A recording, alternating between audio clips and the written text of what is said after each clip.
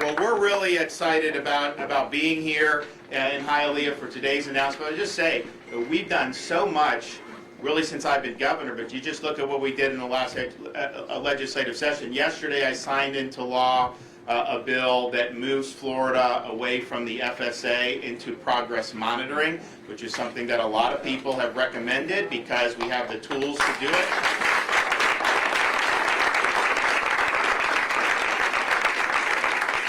And so that's going to be something that we're going to maintain our commitment to high standards and academic performance, but we're going to do it in a way that's really going to provide meaningful feedback for teachers and parents. It's going to help students, and this is something that we funded fully, and we're going to be able to do. So this year is the last year for the FSA in the state of Florida. I want to get beyond that.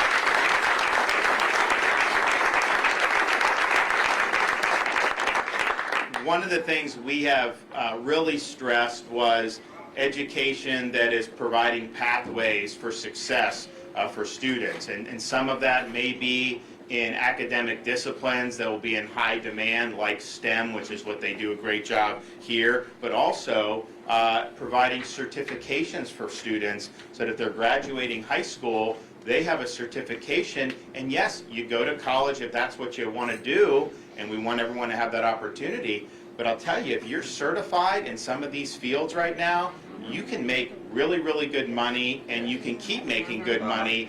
This is definitely a job market that you want to be in if you have certain skills. And so we want to make sure students know that.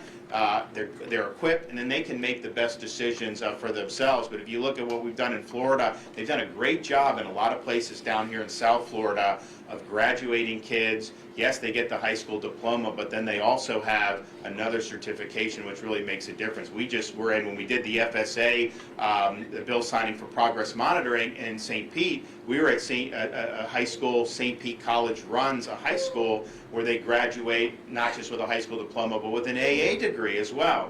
And so this is all, I think, very, very important. And I think what they're doing here, they're offering certification programs in different fields that are high demand, like law enforcement, nursing, STEM, and fire rescue. And if you look, oh, by the way, last year when so many other places were defunding law enforcement, Florida, we stood by law enforcement. We did $1,000 bonuses for every single sworn law enforcement officer and firefighter in the state of Florida.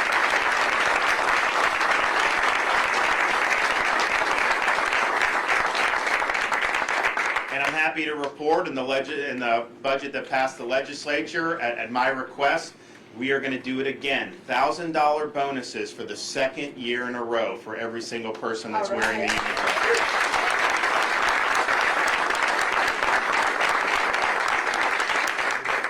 And if you also look at nursing, to be able to meet that demand, I mean, there's a huge, huge demand in healthcare right now. And part of it was exposed by COVID, but part of it was, I think, there even prior to COVID. And so the folks that are going through programs related to nursing, they're going to have a lot of opportunities as they get beyond school. And so this is an example of really meeting needs that exist in a really, really big way. So I want to commend the folks here for doing that, and many other places across the state of Florida who are stepping up to the plate and understanding, we do that. We also, because we've led the country in in-migration since COVID started, we have need for more healthcare infrastructure to serve people. We have need for more police officers and firefighters. There's just going to be need for this. I can tell you, we're going to sign this bill, HB 3, in the next couple of weeks. What we did to say that people that leave Seattle or Minneapolis or New York, where they're treated horribly as police officers, if you come to Florida and you're qualified, you take a position,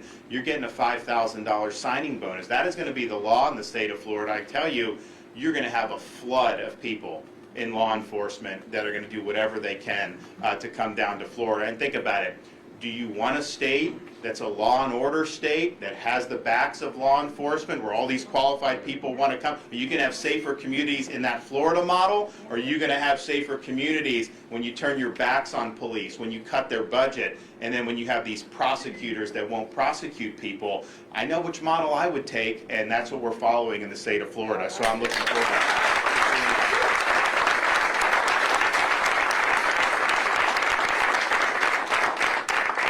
So today's announcement really builds off a lot of the things that we've talked about, a lot of the things that we've done in Florida. We are able and proud to announce an additional $289 million for programs that will improve student achievement and close learning gaps. And this money includes the following: $105 million for after-school weekend and summer learning camps that will help struggling students catch up. And it can be done, in the summer, this summer coming up, but it also could be done now. You don't have to spend it right away.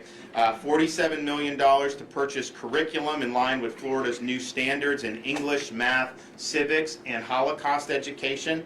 $50 million to support reading intervention and professional development for reading coaches at schools. One of the things with Richard Corcoran leading the way, as well as our Speaker of the House, Chris Sprowls, is early learning and early literacy really is the key. If you have kids at 3rd grade that are reading up to grade level, those kids are likely going to be fine in middle school, high school, and have a pathway to college if that's what they want to do. If you have somebody that's deficient by 3rd grade, the chance that they fall out and are continuing behind standards and end up even maybe not even graduating high school, those chances increase dramatically. And so we've done more to focus on early learning and early reading, and we're going to continue to do that. $44 million to support STEM programs and math acceleration, including hands-on learning opportunities for students. So that'd be something, obviously, they could expand some of the things they're doing here with that very easily. $22.5 million for parent mentorship and extra educational resources to help parents continue to reinforce what's taught in classrooms at home. There's unfortunately a debate in our society now about whether parents even have a role in school with the education of what's being taught in their kids. I can tell you in Florida, we believe the parents are integral to kids' education.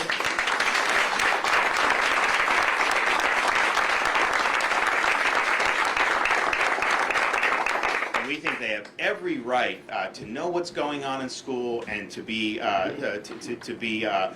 very, very important part of their kids' education. And so that money will be able to provide resources for parents, particularly as we start getting into progress monitoring. You're going to be in a situation where there'll be an assessment in the fall now, and you're going to get those results back within 2 weeks. So now you do the FSA, you do it at the end of the year, you get the results, kind of far into the summer. You have no ability to remediate because the school year's already over. Now you're going to get that. The teacher's going to get feedback within a week. The parents are going to get feedback within 2 weeks, and then they can really work to help remediate any deficiencies with the students. And so, but the parents' role is very, very important, and we're happy to be able to put resources towards that. And then finally, $5 million to help establish regional mental health resiliency teams to support districts with delivering services to students. And my wife, the First Lady, has worked very hard on resiliency in our schools. It's something that's been overlooked by our society in the past. We think it's something we got to tackle head on. Now, I will say, in Florida, because we actually had kids in school, our kids are much better off than in some of these other states where they lock them out of school.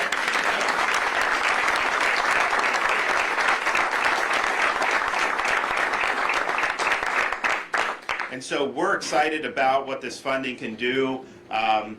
Any type of achievement gap, we want to work on addressing. I think what we've seen in the data is that the math proficiency kind of suffered the most with COVID, and so we want to make sure districts are able to remedy that and do. And we're also really, really happy to, since I've become governor, put a renewed emphasis on American civics in our schools. You need...